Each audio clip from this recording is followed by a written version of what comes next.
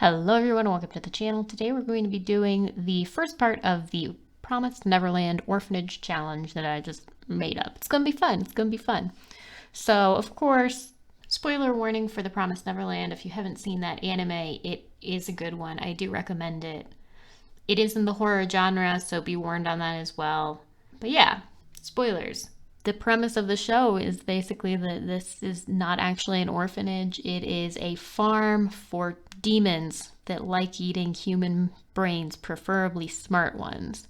So the smarter a child is, the longer they get to live so that they can be like top shelf human brain for a demon to eat later. And then the less smart kiddos, they're still, I guess, a delicacy or like good, but not as good. I don't know. We don't know a lot about the world because all we know about it we're getting from these kids who think that they're living in a normal world, but they just happen to live in an orphanage. And I guess the fact that they have serial numbers tattooed on their necks just doesn't, I mean, I guess it's like one of those things, like if you're raised in this way, where this is just normal, you just never question it. So they're never like, why do I have a serial number on my neck? That seems weird. I don't know. But whatever, there's a lot of things you just like look over when you're a kid and you're like, that's normal life, I'm pretty sure. And it's totally not. But anyway, so yeah, where we're at thus far in the story in this Sims Let's Play is we have lost Connie. She's no longer with us, and it was Connie's death. Oh my god, there goes Connie. I didn't even notice there's just Connie wandering around. At least she's in a good mood, at least she's in a good mood. There's a little close-up on Connie if you had missed it. But yeah, Connie, she was a sweetheart, but she wasn't none too bright, so she had to go. She was sacrificed to the demons, and Norman and Emma saw the whole thing, so now they're making a plan to escape the orphanage. And if you want to play along and do the orphanage challenge, I'll put the rules in the description. Anyway, before I got too far into this Let's Play, though, I realized that, Isabella was crap at feeding my cow plants. So they totally died. But I was like, you know what? This doesn't have to be a loss. This is an opportunity. I'm gonna make some lemonade with these lemons, and I'm gonna use these cow plant skulls and do something epic and amazing.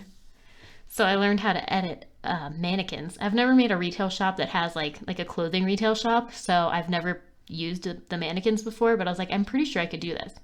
So I got my mannequins all set up there. Dressed him as Death because I thought that was probably the best outfit for him. Sized him down, raised him up, and now I have these two creepy ghouly guys just staring at Connie's poor little urn in the containment chamber. And it just made me so happy. It made me so happy. It was so funny. I was cracking myself up, and I texted pictures to the best friend, and she was like, "Oh my god, I love it."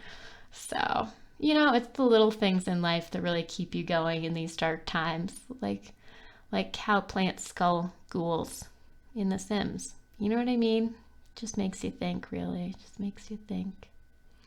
Anyway, so once that was all taken care of, the other big thing is the bills. This place is expensive, like really expensive. I'm not gonna lie. It's like $8,000 to $9,000 every Monday for the bills in this place. And then the kids have to eat. So the bills came due. The kids had not made their life aspiration, but I could not kill Norman. I can't do it. And here's why, friends. I can't kill Norman because I don't know for 100% that he's dead in the show. Probably, maybe he's dead, but we don't know for sure. We don't know because they never showed it. And if they don't show you in an anime that someone is legitimately dead, then you can't bet on it. So I'm not going to kill Norman. I moved him into a jail cell, basically, and he's just chilling there and making paintings. And everyone else is moving on with their lives, trying to get to their aspirations. Now, I wasn't starting with new teenagers. They only have a couple days until they age up, so I have only a couple days to get Emma, Dawn, Ray, and Gilda out of this place.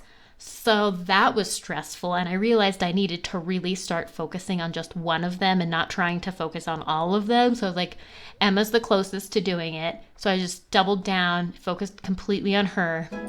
And she did it. So I got ready to set off some fireworks, just like in the show. I mean, in the show, he just like uses lighter fluid, not fireworks. But, you know, the sim equivalent of that is a firework.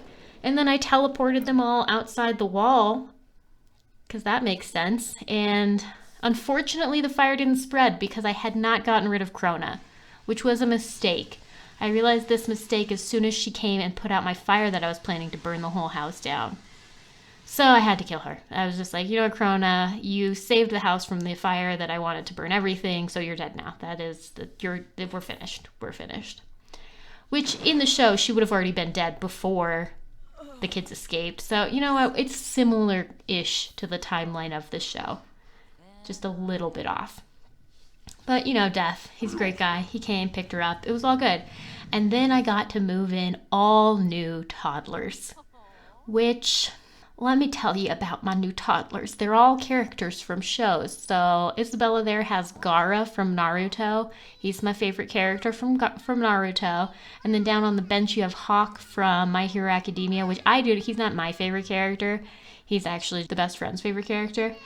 And then there's Carol. Carol is the original child in the orphanage that was brought in after Connie was shipped out.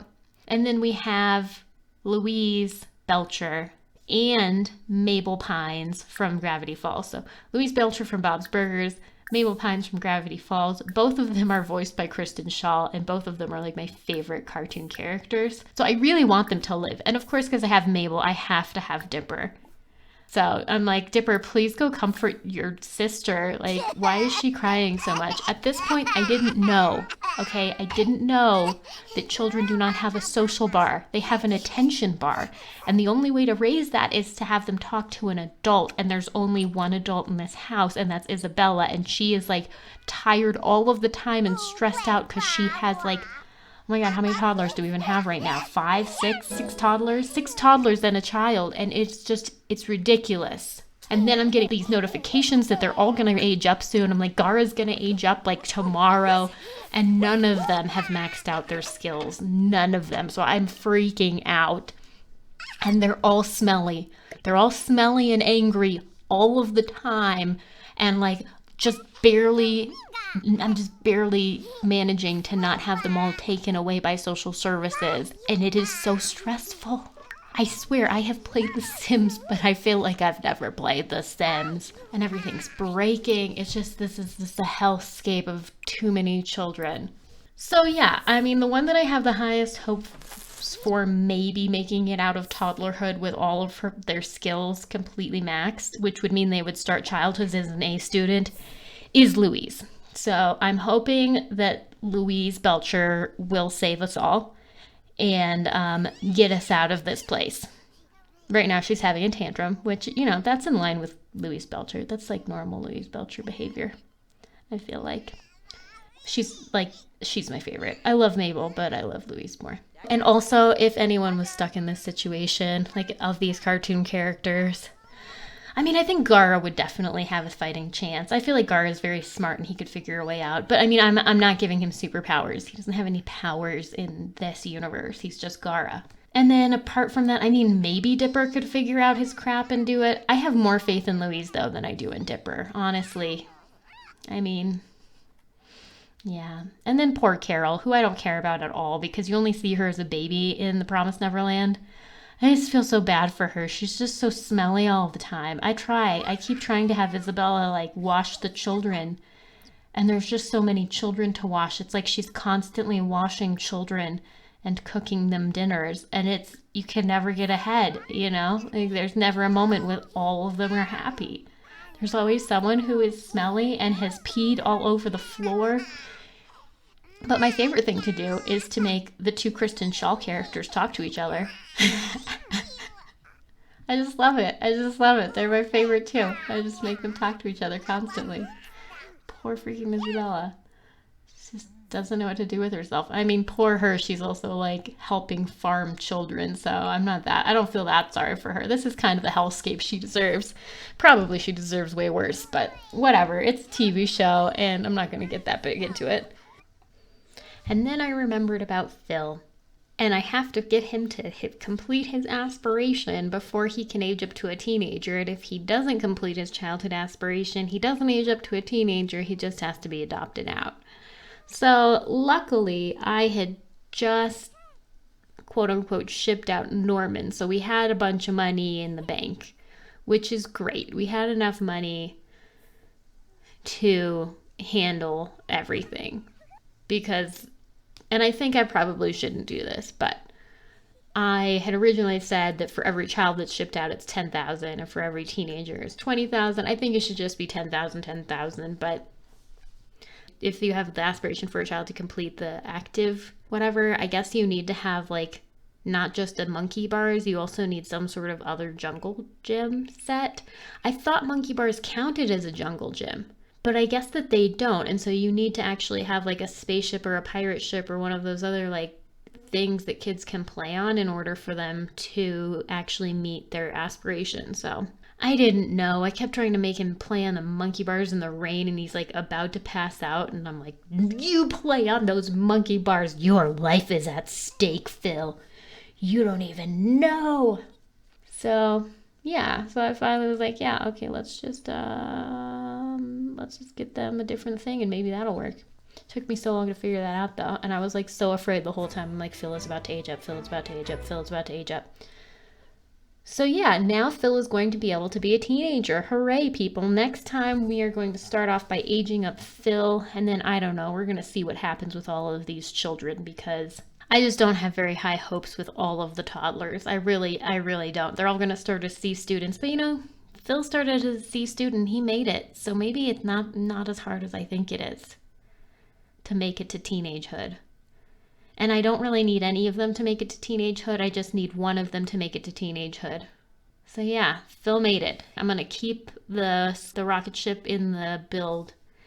That's going to increase the bills even more because that is a hugely expensive purchase, but whatever. Anyway, so if you want to catch what we're going to be doing next time, please do like and subscribe. Thank you all so much for watching and have a wonderful day.